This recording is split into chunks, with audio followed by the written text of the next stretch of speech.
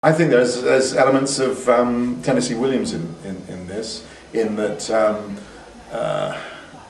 Williams often writes about steamy hot nights, and Williams's characters often speak in a slightly heightened, slightly poetic way, and there is a sense of that in this play. I think my character says at one point about his daughter was the most extraordinary human being who ever moved shoes over the earth.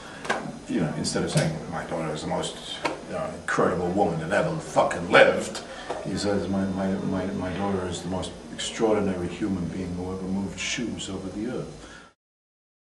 What this particular play did was facilitate the whole sort of birth of 1980s American cop dramas, because what this play showed was that, you know, you could go to sleep at night in New York thinking that the cops were all running the streets fairly regularly, and of course they weren't.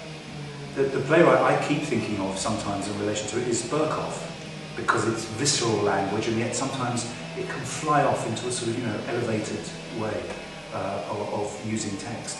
So it's realist, and at the same time it's extremely poetic. Well, I think he's a contemporary of David Mamet's.